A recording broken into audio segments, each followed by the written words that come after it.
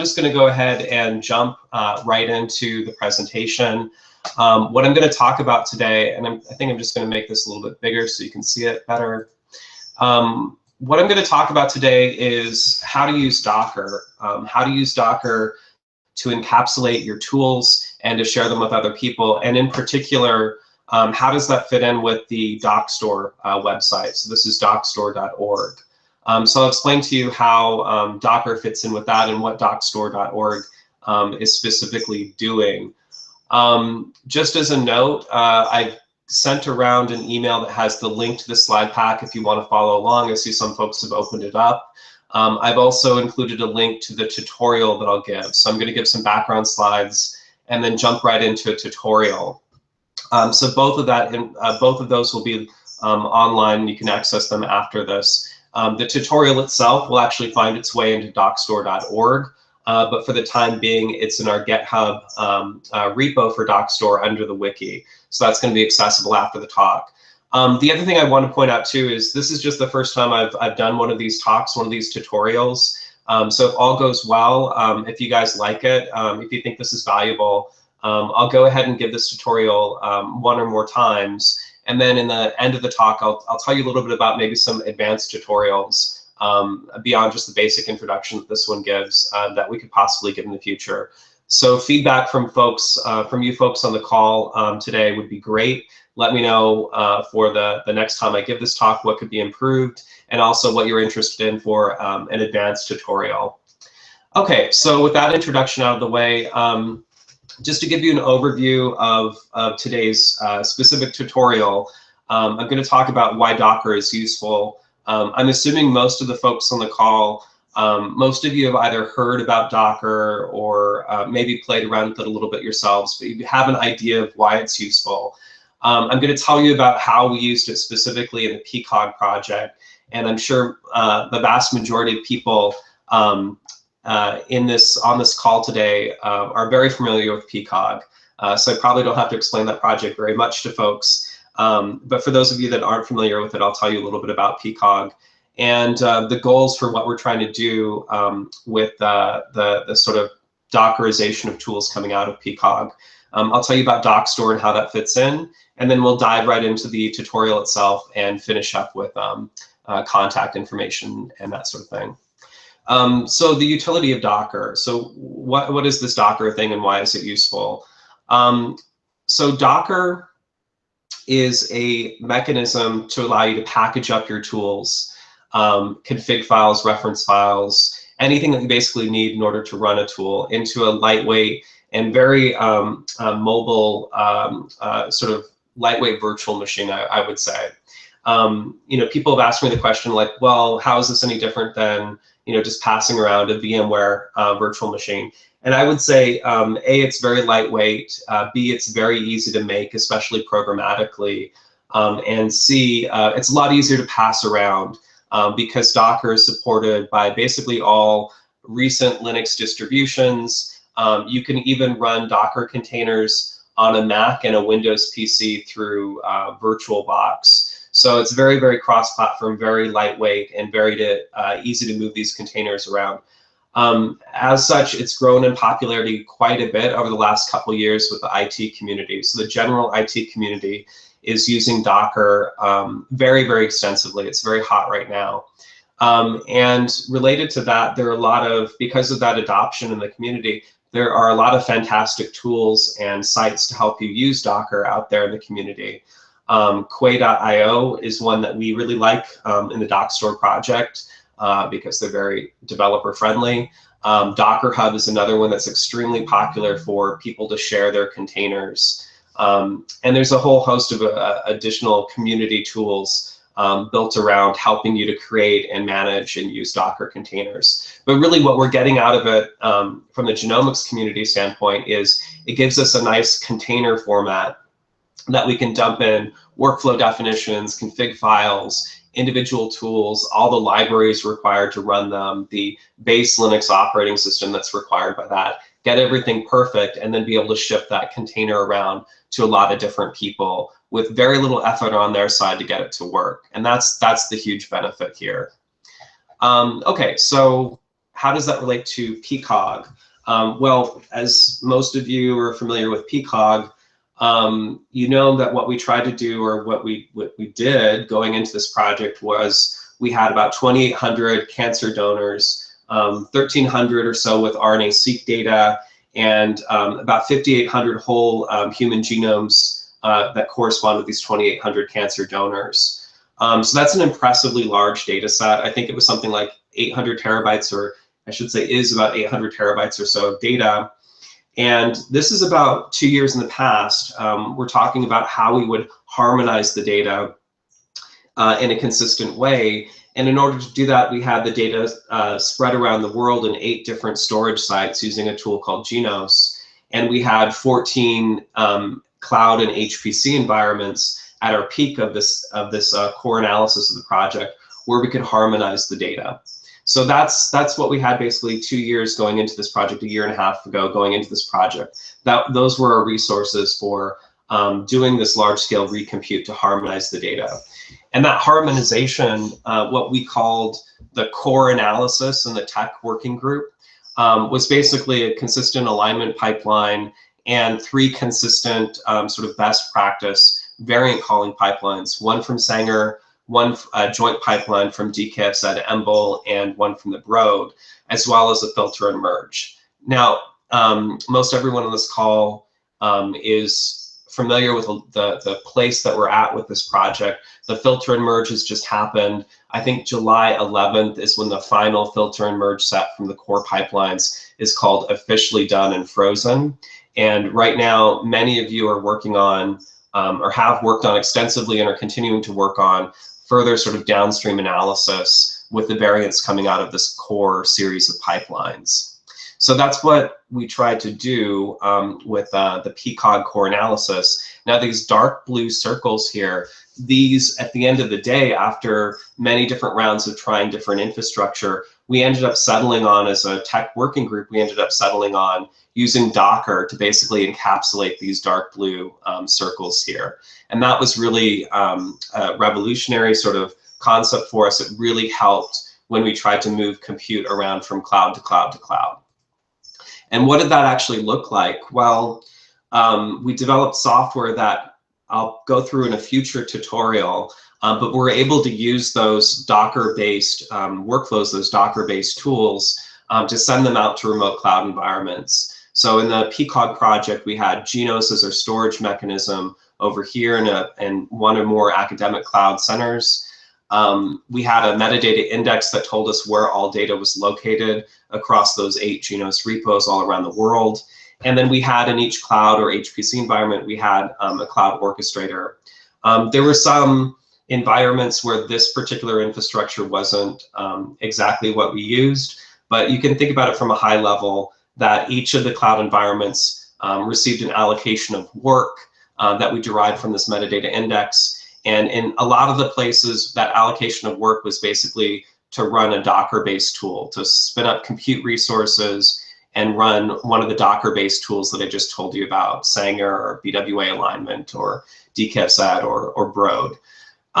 So that's the basic architecture of how we then use these Docker containers. And again, this whole infrastructure and the software behind it that was used in many of those 14 environments, that'll be the subject of another tutorial where I talk about how to do large-scale execution of Docker-based tools and workflows. But for now, taking a step back in the PCOG project, after about 1.5 years of heavy compute with different pipelines sort of run at different times, you can see over time the progress made with each of the core variant calling pipelines here. So you can see Sanger peaked early, then DKFZ EMBL was the focus, and then the Broad was the focus. And you can see each of these colored lines is a different compute environment that we use to accomplish this. The vast majority of these use Docker-based workflows and tools to accomplish this. So really what I'm saying is the sort of approaches that we're talking about with Docker aren't just hypothetical. We actually use them for the PCOG project, and they were instrumental in allowing our algorithms to be very mobile from site to site to site. Okay, so Dockstore and Docker and PCOG, what are we trying to do here? So for those core pipelines I talked about, what the technical working group is doing right now is producing clean versions of those pipelines. So removing things like Genos that were project specific. And we want to have a final version of all those core workflows registered on Dockstore. That's our immediate goal right now. And I'm in the process of working on that with the technical working group. The other flip side of this is, for many of you on the call, what you're interested in doing is the downstream analysis that happens after these core pipelines. And so what I'm advocating here for is the various working groups, and I think it's up to 700 scientists or so are involved in this project. It's a very large project.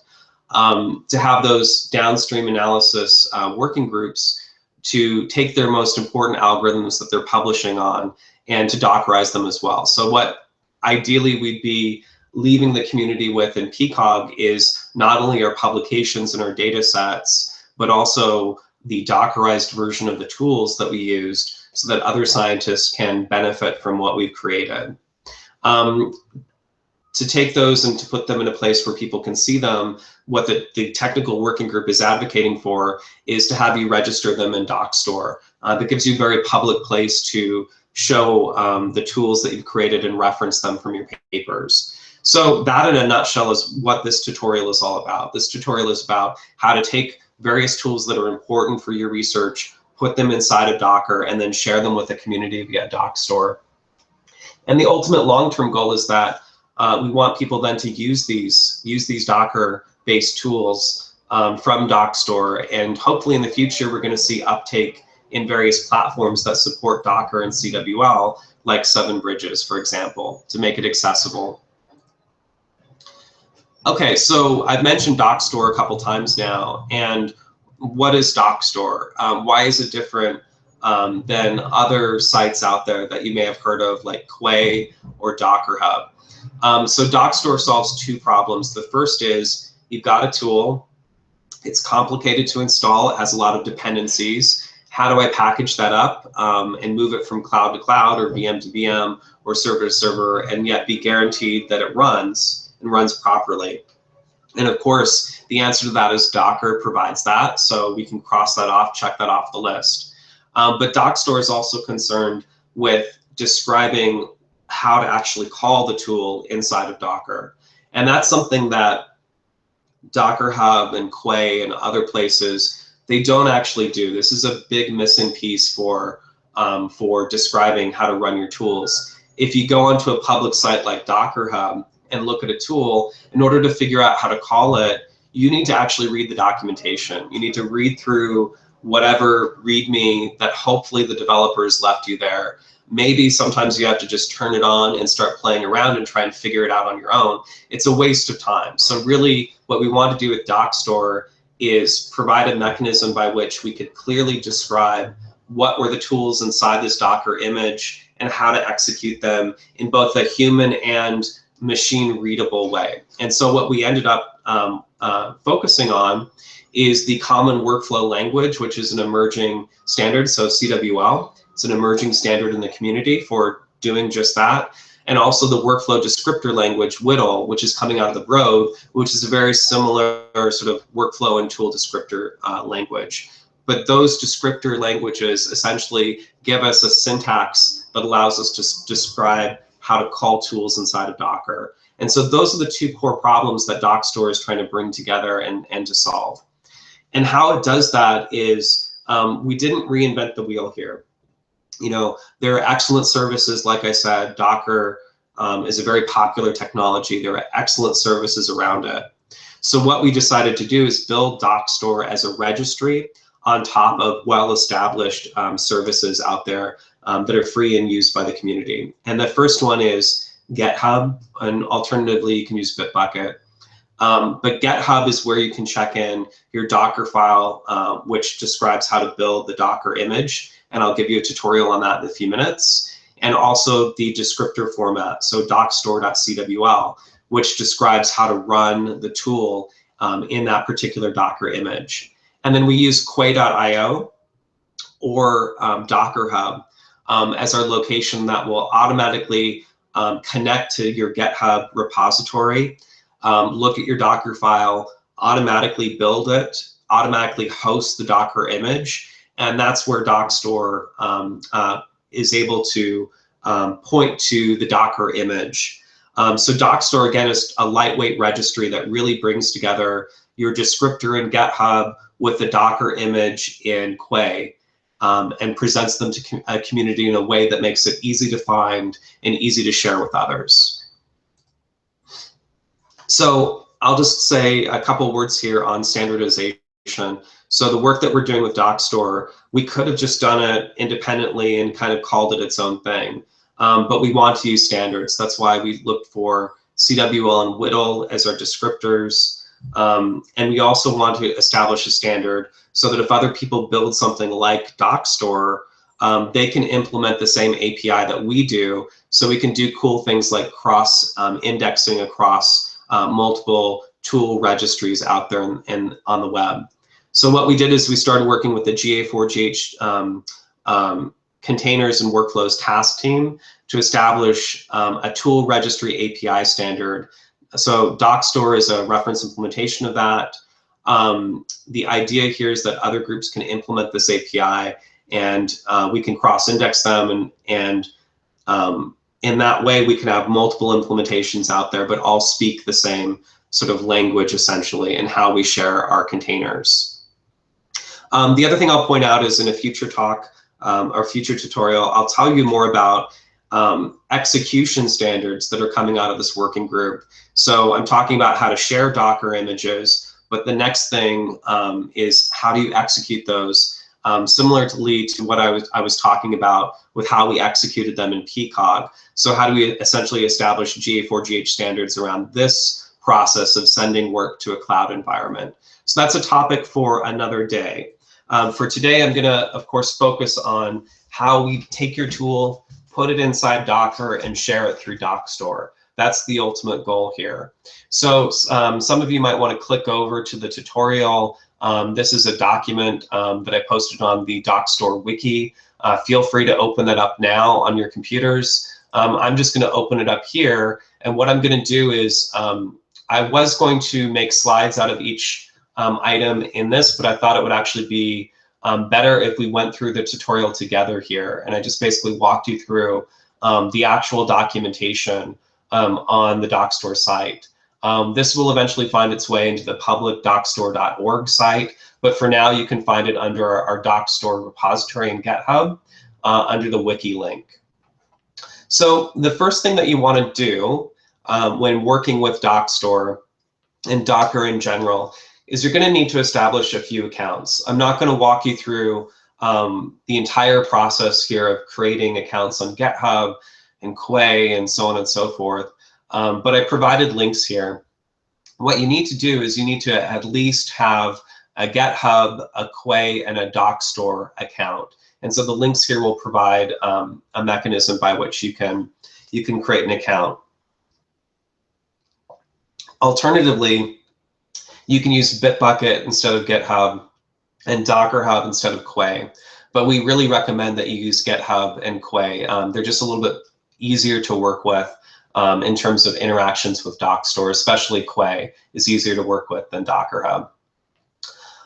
The next thing that you want to do is you want to set up a development environment. Now, I do a lot of my development on a Mac desktop. You can see it in the background here. This is my Mac at home. So this whole process does, in fact, work on a Mac. I typically, though, am doing development on an Ubuntu 14.04 box. So this is what I'm going to recommend. I'm recommending folks use a Linux Ubuntu 14.04 host in order to do this development. But you can use a Mac host. I haven't tried Windows. I'm not familiar with it. I haven't tried CentOS. But I do recommend that you use an Ubuntu 14.04 box because I know that everything works just fine there. And so on the left-hand side over here, I'm going to follow along with this tutorial and show you what I'm describing in this tutorial on an Azure VM that I have running on the Azure cloud that's using Ubuntu 14.04, long-term release, long-term stable release. Okay, so the first thing I'm going to check on this box is to make sure I have installed all these dependencies. So we're going to need Java. We're going to need Docker. Obviously, you need the Docker software in order to do development for Docker. CWL tool and the Dockstore command line. And so these are actually described on how to install these from the Dockstore site. But I included links here just to go ahead and simplify the way that we're installing. And so this description here, this output here, this is actually from this Ubuntu box running on Azure. So I know that I'm using the valid versions, but I just wanted to reflect on the versions here and show them to you guys so that as you're setting up your development box, you can go ahead and check your Java, Docker, CWL tool, and Dockstore versions and make sure that everything is syncing up to what I'm using here. Okay, so at this point, I'm assuming that you have your accounts established, that you have checked that your dependencies on your development environment are good to go. The other thing I'd recommend is if you're working locally with Docker files, that you use an editor that will do some syntax highlighting for you. On my local Mac, I like to use Atom. To come back to this development overview process, we're going to focus first on setting up our GitHub repository for the tool that I'm going to create a Docker for and register on Dockstore. So we're going to start with the GitHub repository and setting that up and creating our Docker file and our dockstore.cwl. And then I'm going to link that to Quay, which will build our Docker image after testing everything locally. And then we'll do a registration on Dockstore and show you how a user would find your tool and call it. So the first step I'm going to do is to establish the GitHub source repo. Now, I've already created a repository in my own personal GitHub organization for a tool called BAMstats. Now, there's two things you can do. When you log into GitHub, you can just go ahead and create your own repository. There's a simple GUI that'll walk you through it. Another alternative, since this is a known good working example, and you can basically use it as your sort of starting point for creating your own tool and registering it in Dockstore, you may want to go ahead and just fork it. So up in the right-hand corner, you're going to see a fork button. And that would actually just make a copy of this repo in your own personal Git organization. And this is a good way to go if you want to start with some known good working version. The tool that we're going to wrap today and put on Dockstore is called BAMstats. It's very, very simple. I tried to pick a very simple tool here. It takes a BAM file as an input and generates a series of HTML reports. Okay, so the first thing that we're going to do is we're going to need to create the Docker image that has BAMstats installed in it. And to do that, the best way of doing that is creating something called a Docker file. The Docker file is basically a recipe for how to create that Docker image. And one thing I'm going to do right now is I'm just going to pause and I'm going to look through and see if there's any questions. Let's see. Okay, so I don't see any questions so far, but feel free to try and add your questions in there, and I'll periodically pause and take a look at them to see if there's anything that is confusing or I need to answer. Okay, so the Docker file, again, it's your recipe for building your Docker image. And I'm going to walk you line by line through it. So let me open it up over here, Docker file. So I'll open it up on the left-hand side, and then we're going to walk through the individual interesting bits out of this Docker file. So the first thing that you're going to notice is this from Ubuntu 14.04. And so this is interesting because what Docker allows you to do is it allows you to go ahead and extend other people's Docker images. And this is really, really helpful here because it means that you can build on top of the work that other people have done. You can find those on Docker Hub or Quay. You can just do some searches, and chances are you might get lucky. You might actually find a Docker image that has your tool already installed in it, and you can use that as the basis. What I tend to do here is I tend to use the official Ubuntu version from Ubuntu, and if you look on Docker Hub, you'll see that this is starred and it says this is an official repository, because I know I can trust it, and I know that they're keeping their security patches up to date and that sort of thing. So buyer beware here. I tend to go for basic boxes that I know are going to be secure and I know are going to be maintained. The next thing I want to point out in our Docker file is contact info. Very good to have your contact info in here, so if people are using your tool, they can attribute it to you and also contact you if they have questions. The next thing that I'm going to show is the whole point of Docker is that it allows you to create this virtual environment, this virtual Linux environment, and install whatever you want. So this is what's really awesome about Docker is think about what you would do if you needed to install Unzip and OpenJDK and other tools on your HPC environment. It would require an email and maybe a day or a week's worth of work for the admins to check that those tools are going to work okay on their cluster and to install them for you. And there's a back and forth, and maybe they can't use OpenJDK because they only support the Oracle version. My point being that within Docker, though, you have full control over this. You can become root. You can install what you need. Here I'm pulling back a given binary from the BAMStats project. I'm unzipping it, I'm removing the original zip file, and I'm moving it to the op directory. So I'm in charge of all of that. I can do whatever I need to do to get this Docker Linux environment ready to run my tool. So that's really what's so powerful about Docker here. The next part of the process that I want to point out, and this is kind of a subtle point, but it's actually very powerful as well, is in my Get repository, I have a bin directory, and I have this little script called BAMStats. And it's just a very simple bash script, but it helps me to wrap the more complicated call of BAMStats and produce a zip file of the output. So that's very simple. So what this is doing is this takes the script from that directory and copies it into the Docker image that gets built from this Docker file. And it may not seem obvious why that's an important thing, but that means that you can copy any files that you have in your Get repository into a location within your Docker image. So think about what you could do with that. That means that this Docker repository, instead of just downloading the precompiled binary, you might actually copy over the entire source code and then build it inside your Docker image, right? Here we're just change modding it so anyone can execute it. But it's very powerful because it means that you can copy any files that you need to inside your Docker image and do any build process that you need to create the actual binary. So that's very cool. It's a very good sort of mechanism that developers can use to copy files into and do additional work on them within the Docker image. So at this point, the tool has been installed, it's been placed in the right location.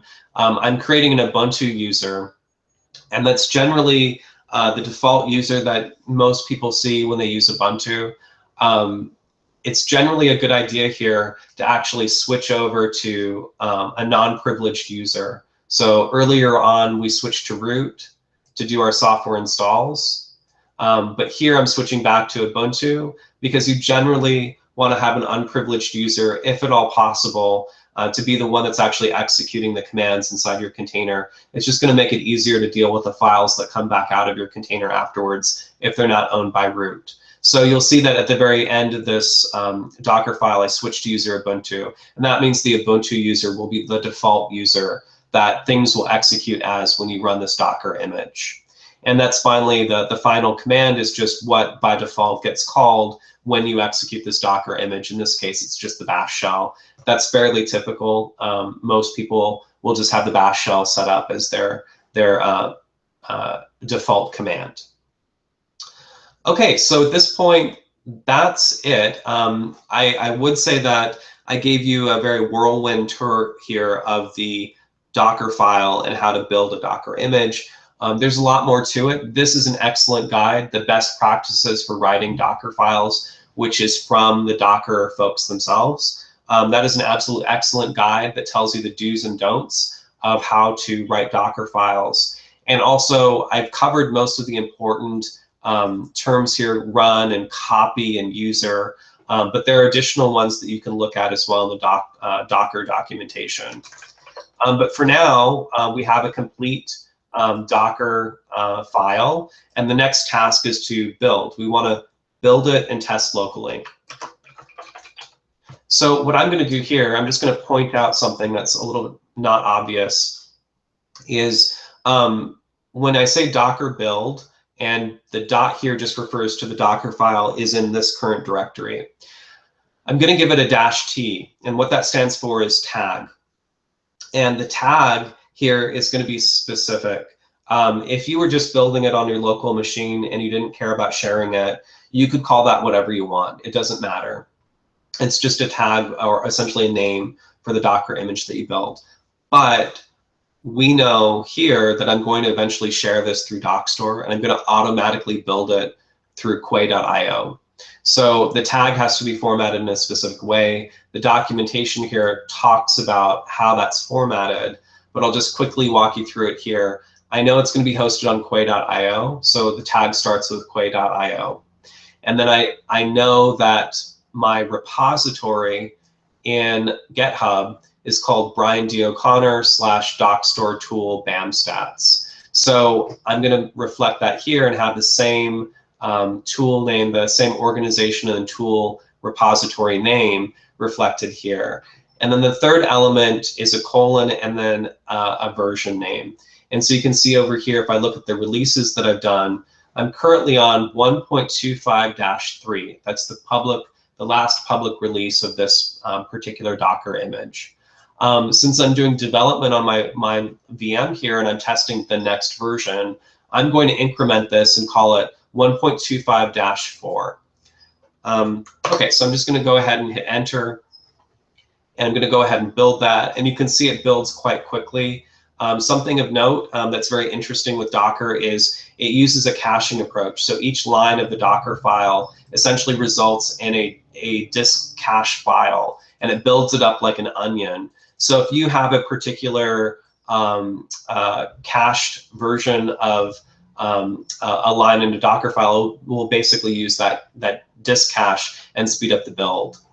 There are ways, if you're developing, to turn off caching if you want to make sure that you have a completely up-to-date image, but it's very helpful for speeding up the development process. Okay, so I've already mentioned that the current version that I have that I'm working on here is 1.25-4. The previous release is 1.25-3, which is referred to in this tutorial. I can just double check that I have my BAMstats container or image built properly. I'll do that over here. And now you can see I have a -2, a -3, and a -4, because you can see I've basically been doing development work on this box. So those are the development versions that I've made, the release versions that I've made. So great, I see 1.25-4 under this name, looks fine, and it's time to move on to the next step. So before I move on to the next step, any questions from the audience? Okay, I don't see any new questions over on the Q&A section of the site, so I'll continue on. So at this point, you've built your Docker image. That has your tool, in this case BAMstat, installed, and any dependencies that are needed to run that tool are installed as well. The next step is to test it, and this is something that you're going to do. Over and over to go through the cycle of testing. Oftentimes you're encapsulating a tool that's much more complicated than BAMstats. So in this case, you're going to be writing your Docker file, building it, testing it, going back, tweaking your Docker file, testing it again, and so on and so forth. So you're going to go through that cycle probably multiple times. So here what I'm going to show you is I'm going to show you how to run what we just built. And I'm going to tell you a little bit about the command here. So Docker run is the command that we're going to use to actually execute that image and to turn it on. -IT here is saying make it an interactive terminal. So make it something that I can type into and interact with the shell in. And then the other thing that you're going to become quite familiar with as you're developing Docker-based tools is the -v parameter. And this is how you link up your host machine, so my VM on Azure here, with what's running inside this Docker image. This is the shared file system between the two. So what this is saying is the current working directory that I'm in, mount that under home Ubuntu within the Docker image. So this way we'll have a shared directory between my local machine, my host here, and the Docker container that's running from this image. And then the final thing I'm going to indicate here is that the command that I want to run is bash. So this will just give me an interactive bash session within this Docker container. And I should point out too, something that's kind of confusing is when I build this and I have this listed on my local machine, this is a Docker image. When I actually do a Docker run, the running image is called a container. So I'll kind of call it an image and a container in the appropriate way, but I just want to make that clear if you're not familiar with that syntax. Okay, so now I've executed that. I am now inside the running Docker container. And what I'm going to do is I'm going to go into a directory. So this is the directory that's shared between my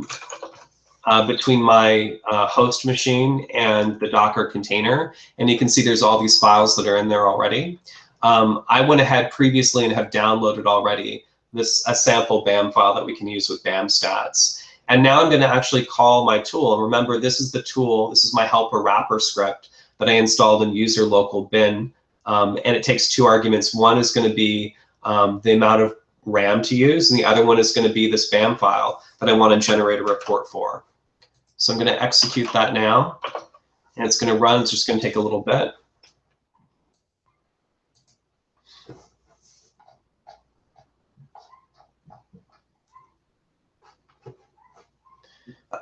Okay, so it finishes, and then I can look at my current directory, and I see now bamstatsreport.zip. So it successfully runs. It produces a zipped up HTML report on this BAM file. Now here's the cool thing. I'm going to exit. So now my Docker image is no longer running. My Docker container is no longer running. Now if I look though in this directory, I still see that this file is still here. So because this was a shared directory, any files written here are going to exist after the container exits. And so that in a nutshell is really how you move data back and forth. Okay, so at this point, I think someone asked a question about there's a cmd bash, and then there's bash on the command line. So when I did this, there's bin bash here. If I had just left this off, it would use the default command, which is also bin bash. The nice thing about this is I can override that and say if I want to call something called foo, I could specify that here and execute it directly and avoid running bin bash. Okay, so at this point, you saw an important sort of capability of Docker here, which is that shared file system capability. And that's really the mechanism by which you can move files in and out of a Docker, running Docker container. The other thing that I want to point out is the way that this works with CWL, and just keep this in the back of your mind. CWL works so that when you execute a given tool, it's expecting the outputs to exist in the current working directory, and it will automatically stage them back out. So this is something to keep in mind as we move forward with this tutorial. Now, if I had gone ahead and unzipped this report directory structure with HTML reports inside of it, you would see something similar to this. So I'm not going to do that because it's on a remote machine, but you can go ahead and prove to yourself that this zip file actually contains these reports. And in this case, it's just a chromosome 20 from, I think it's a low coverage 1,000 genome sample BAM. Okay, so this is an important point. You could, in theory, stop here and hang up on this call and not listen to the rest of it. What I basically showed you how to do is how to build from a Docker file, how to build a Docker image and execute it. And the mechanism by which you could then share that with other people is you can use something called Docker push, so the Docker push command line, to send that up to Docker Hub or Quay.io. and just share it directly. So here's an example of, you could just push it to Quay and someone would see it here and a collaborator could use it. And if you click on it, you don't get much sort of information on how to call it. But at the end of the day, this is how you could share it with other people. But we want to do a little bit more than that. We want to take it to the next level. And that taking it to the next level is describing your tool with CWL to make it easy for people to run that tool, and then to register it on Dockstore, which is an easy mechanism to promote your tool and give people a place to see how to call it, to understand how to call it in a standardized way, and to share with other people. So the tutorial isn't going to stop here, but in theory, we've done the most basic thing that you can, which is to build a Docker image, show that you can run it, and you could do your work just by using that Docker image. I hope that you guys pick up and continue on and use CWL in order to describe how to call your Docker image, because I think that's going to open up your tool to a lot of different execution infrastructures in the future. Okay, so moving on with the CWL tool descriptor. At this point, we have a valid Docker image. We've tested it, we've executed the Docker container and showed that BAMStat is working just fine. Now we need to describe with CWL in a human and machine readable way, like how you actually execute it. I knew how to execute the command because I made the command myself, but this is describing to someone else how they would execute it, or this is describing to a computer-based system how they would execute it. So we're going to take a look at the Dockstore.cwl. This file is the descriptor that describes how to run the tool, but it also includes some interesting other information as well. So if you look through it, I'm going to highlight some of the information as we go. So just to break it down, I'm going to start with this class. So CWL has two types of entities. One is a workflow, which I'll describe in a future tutorial how to string tools together in a workflow. But for now, we're using the command line tool. So basically a tool definition that says this is one tool, here are its inputs and here are its outputs. And that's what's going on here. The other thing that's important to point out is CWL version. So I'm saying that this is draft 3 of the specification. Draft 4 should happen this summer, and that's very likely to be the release candidate for 1.0. So it's important that you tag in your CWL what version it is, so that in the future we can write tools that are backwards compatible and know, oh, if I'm draft 3, then I'm going to run this version of CWL tools, but if I'm 1.0, I'm going to use the latest version of it. Okay, so the other thing that's really interesting here is the description. And the description is a field that's directly used by Dockstore. So you can see here the description field here is picked up, and in the screenshot right here, you can see that it's actually used in the description. The other thing that's very cool about the description field is Dockstore supports Markdown, and that's what you can see in this example here. You can actually use Markdown syntax to have a multi-line description using this bar symbol here. And what that lets you do is, I think I have an example of it over here. If I look at PCOG, if I look at the Delhi workflow, for example, you can even have images. So you have the full range of Markdown syntax that you have available to you here, including you can do a nice sample usage using a pre-formatted text as well. So that's actually quite nice, and a quite nice way to do a very simple user documentation. The next thing I want to point out is we use this syntax to describe who's the creator of this tool. And the creator of the tool is open to interpretation. So it might be the creator of the original tool, it might be the person that made the Docker image of it, or it might be the person that's registering it on Dockstore. I tend to go with the person that's registering it on Dockstore because typically I want to include the email address and contact information of the person that's doing the wrapping in the Dockstore, because they're most likely to be able to answer questions about specifically what has been wrapped and made available via Dockstore. So that's why I tend to personally kind of want to have my own contact information be in here if I make the registration on Dockstore, even if it's a tool, that I didn't create, but others might feel differently about that and want to have the original author here. So I think that's honestly a conversation with the person who is the author of the primary tool, and ultimately I think they should have the right to make the decision there. Okay, so the next thing that's interesting here is this requirements section, and the thing that I primarily use this for is specifying the Docker tag, the Docker image tag. And you can see here in my documentation, I'm doing 1.25-3. Over on my computer here, I'm doing 1.25-4 because I'm working on the next version. Key point here is when you're testing locally, this tag needs to match what you used in your Docker build. So if they don't match, you end up running the wrong version of your Docker image.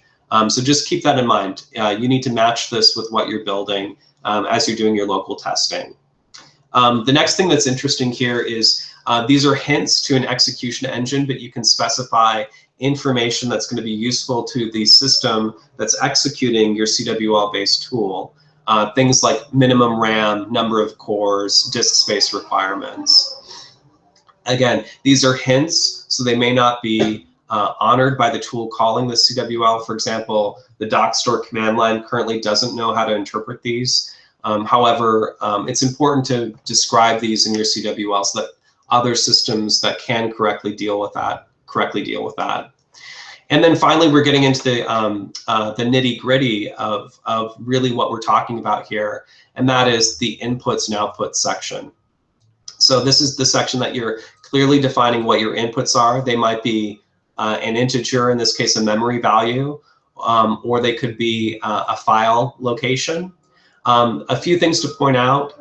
You can use prefix here under position here. If memory parameterization took --mem and then a number, that would allow you to have the prefix of --mem, and it would automatically construct the command to have --mem space floor in this case. So that's something important to think about. If you have prefixes, you need to use that. The other thing is this indicates the position in the command line, and unlike other tool descriptors like Galaxy XML that gives you sort of construct the command line yourself and do substitution in it, CWL actually constructs the command line for you. So you use the position and you use prefix in order to give it enough information that it can correctly construct the command line. The other thing that I want to point out as well is I've included the format field. Some of these are optional, of course. The format field is pointing to an EDM ontology term. And when I write my tools, I try to specify via the EDM ontology what is the file type, what is the format of the file. And in this case, this is a BAM file, and this is a zip file for the output. And of course, you can include description as well, being very helpful to give people information. As a person reads through this, it gives them information that will be critical for them understanding what your inputs and outputs are. Okay, and then the final section of this dockstore.cwl is the actual command. And the default command in this Docker image was bin bash, but this is where we really need to specify the actual command that we're going to call that these inputs and outputs will be constructed around. And in this case, it's my simple BAM stats script. One thing I'll mention here is because of the way that inputs and outputs are handled here, outputs need to be available in the current working directory so CWL can find them and provision them out of the VM or out of the Docker container. I oftentimes will write a simplifying script. So this script that runs whatever tool is inside my image, it takes inputs on the command line, and it always moves the output files to the current working directory so that CWL can find them. So oftentimes I write a wrapper script to do those two steps and make it easier to interact with the CWL descriptor and CWL tools that call it. So that's an important tip to keep in mind. Okay, so I've made this dockstore.cwl. Again, you want to test locally, make sure everything works perfectly. before you start pushing to Dockstore, trying to share with other people. And that's exactly what we're going to do here. So I've already prepared a sample config file. You can see that my BAM input, see how the name here and the name here correspond to the names in the inputs and outputs section, respectively, of the dockstore.cwl. I'm giving it local file paths in and a local file path out, and we'll just double check that that file does not exist. And if it does, we'll get rid of it. Okay, so that file does not exist. This file does exist, the temp file. Okay, so that file does exist. I already downloaded it earlier. And so now every time I run a dockstore.cwl, I need a JSON file like this that describes the inputs and outputs. So I'm going to go ahead and launch this now.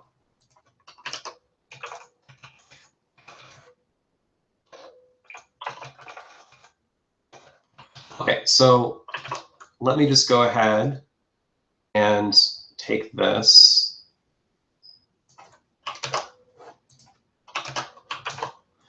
So I'm doing Dockstore tool launch. I'm saying the entry is my current Dockstore file. This entry might, in the future, once I've registered it on Dockstore, I can refer to the URL at Dockstore here. But this is specifying that this file is actually a local file. And my JSON is sampleconfigs.local. I'm just going to go ahead and run that. It should just take a couple minutes. And while it runs, I'm just going to tell you a little bit about what Dockstore is doing. The Dockstore command line interface, we provide a convenience methodology for running something with a dockstore.cwl. And the idea is that other systems might interact with Dockstore and allow you to run the tools in it, but we want to give you something that you could do on a small scale to test tools, in particular doing development on tools right here. It's very useful. What the Dockstore tool launch command is doing that I just showed you is step one, it's provisioning files. And those files being provisioned in, they're local files. So it's not really copying them or moving them around. But they could be HTTP files, FTP files, they could be S3 files. The Dockstore command line supports that. It then pulls the image and runs the CWL tool. So again, we use the CWL tool to run dockstore.cwl, and that's responsible for constructing the proper Docker run command and parameterizing and running the tool. So building that command line is essentially what CWL tool is doing for us. And then finally, you can see the output of that execution here. And then finally, what it does is it provisions, the Dockstore command line provisions files to the right output location.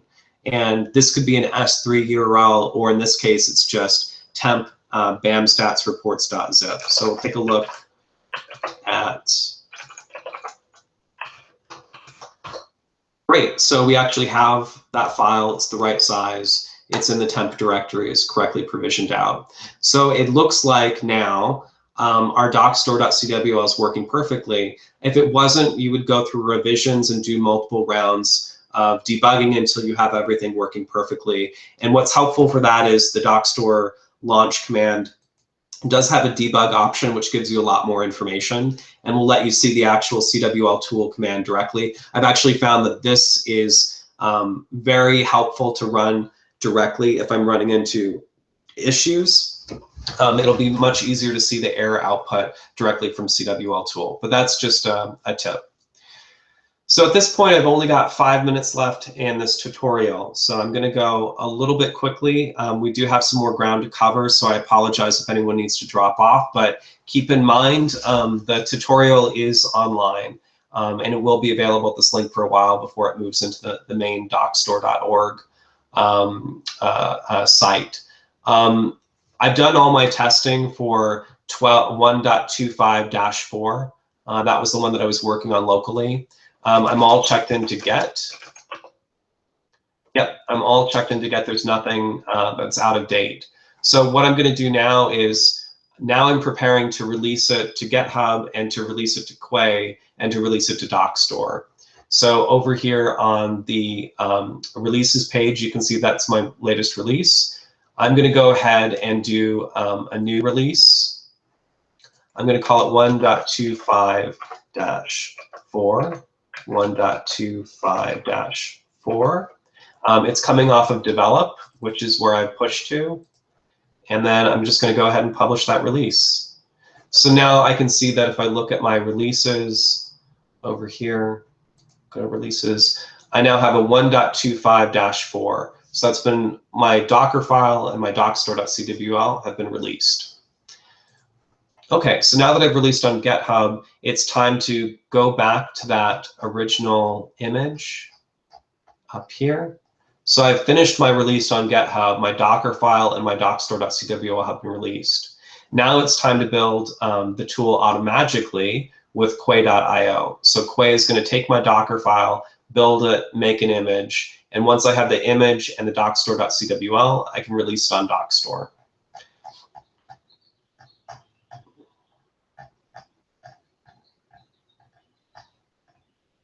Okay, so what I'm going to do is I'm going to cheat a little bit here. I'm just going to kind of give you a highlight of how this works. And when you set up your own repository, you'll see in detail how this works. But over here, I can't create a new repository called Dockstore tool BAMstats because it exists already. But this is what it would look like if I go in and I create a new repository by clicking on this on my quay.io account. And you can see I'm selecting, this is matching up with the name of the GitHub repository. So it's Brian D. O'Connor and Dockstore tools BAMstats. And I keep those coordinated. It's public. And this is the important part. I'm linking to a GitHub repository push. So I can then create that. I've already created it, and this is what it looks like once it's created.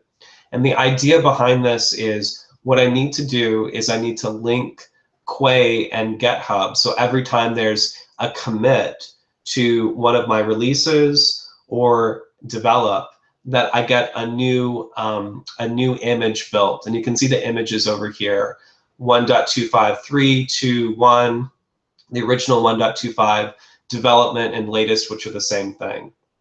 And you can see I released 1.25-3 in my testing last night, so 14 hours ago.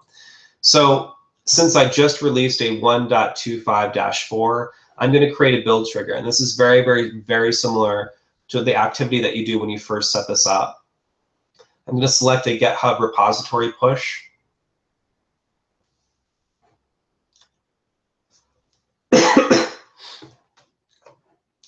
I'm going to go ahead, and I've got a lot of repositories in here, so it'll just take me a moment to find my GitHub repository.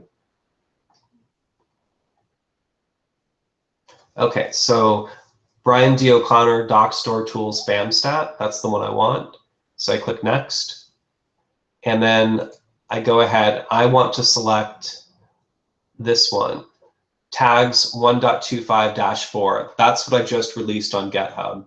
So I'm going to select next. The Docker file is located in the root directory, so I can just go ahead and say next. You would customize this if it wasn't. And then I create a trigger, and this sets up the link between GitHub and Quay. And now I can go ahead and run this. And in this case, I'll select that. I'll run it. You can see my new trigger is down here. So anytime that there's a change on this tag, there shouldn't be a change on the tag because it's a release, but I have triggered it and it's now running on 1.25-4. So this will build the 1.25-4 version of my tool. Okay, so that usually takes a while to build. That's why it's useful to build and test locally. But we'll go back to the tutorial. You can see more details of what I just did in the tutorial here. And eventually we'll get to the point where we see 1.25-4 completed and built and available on this. The next step is to register on Dockstore, and thankfully this is the easiest and fastest part of doing this. Since we've stored everything on GitHub and built it on Quay, all I need to do is go over to the Dockstore. I'm going to make sure I'm logged in over here. So I'm already logged in, which is good. I can click on My Tools.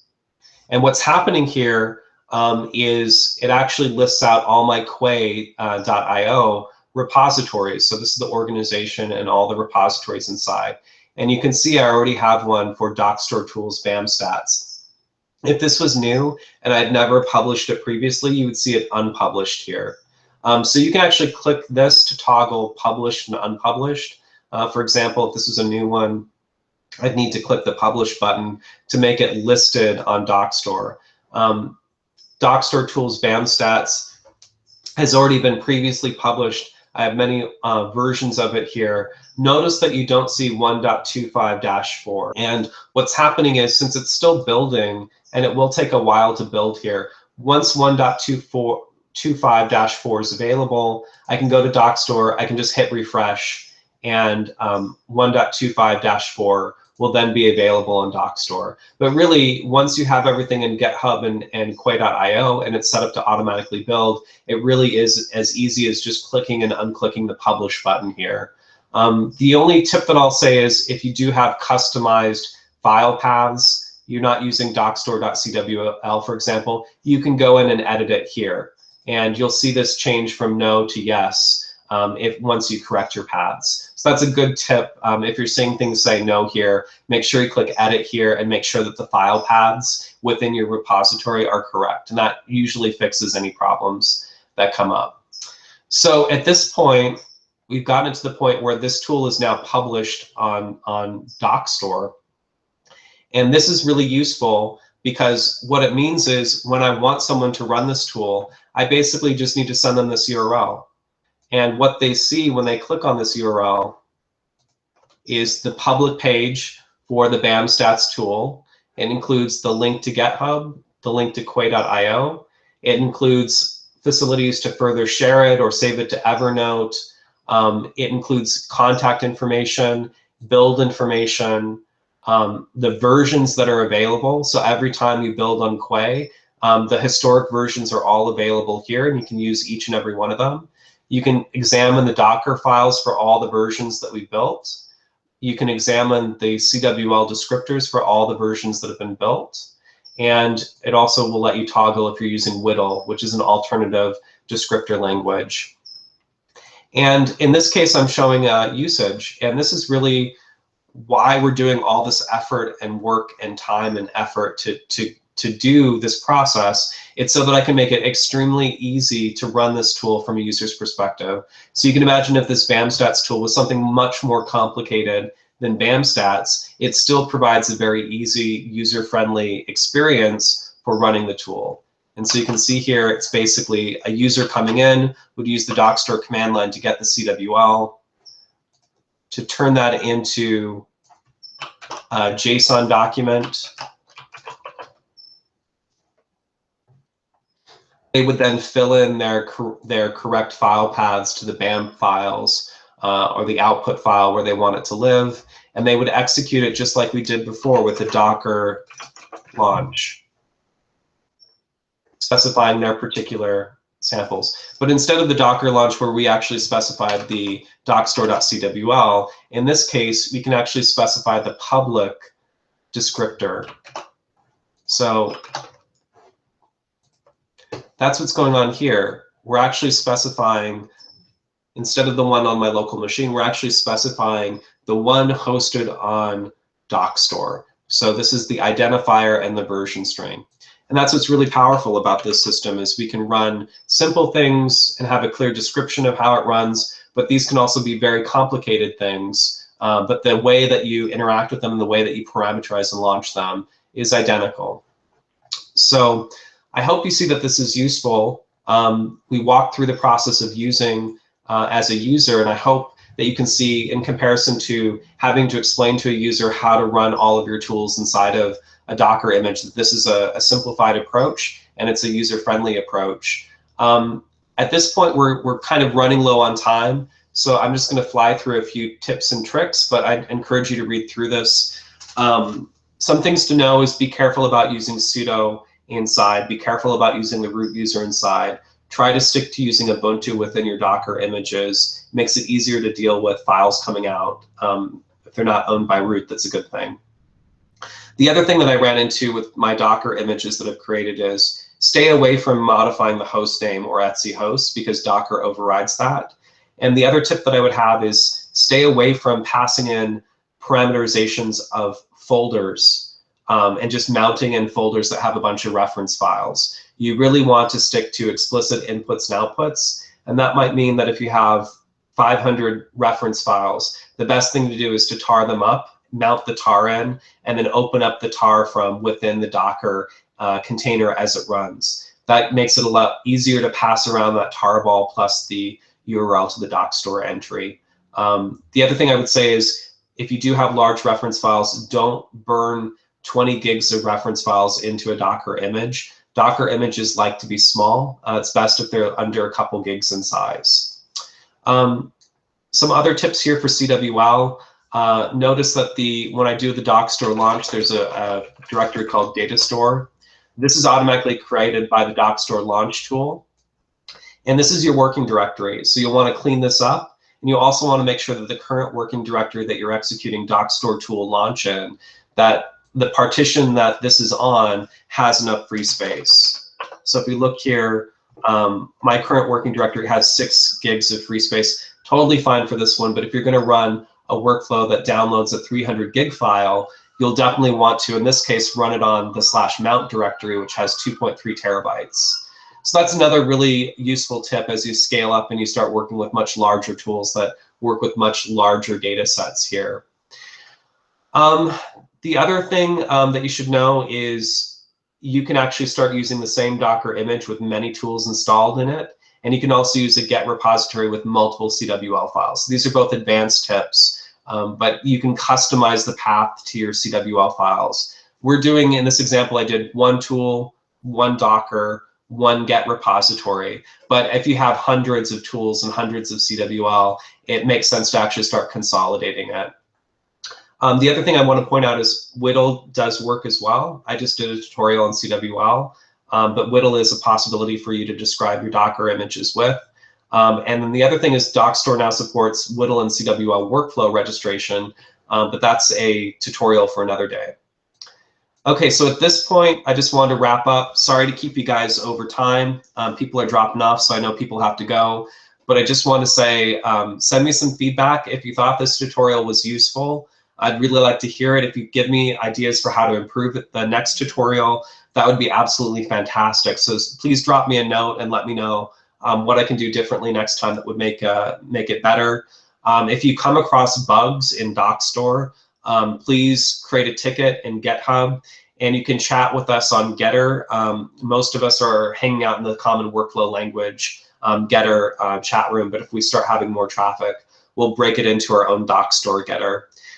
Future tutorials, I'm going to repeat this tutorial 1 or 2 more times. I'll make announcements on the PCOG mailing list, so if you have colleagues that want to join us, they can find out about a future repeat of this tutorial. There's also going to be a workshop at ISMB. Information is included here, where I'm going to talk about much of the same sort of content that I'm talking about in this tutorial. And then keep in mind in the future, Dennis and/or I will do more advanced tutorials where we talk about scaling up our work using Docker-based tools to run on hundreds of samples on multiple cloud environments, on stringing the tools together as workflows with CWL or Whittle. These are going to be topics that we're talking about over the next several months. So I just want to thank everyone for their time. I'll take a look at the questions and answers and try and respond to those. Again, I'll make announcements for future tutorials on this mailing list. So thank you very much for your time, everyone.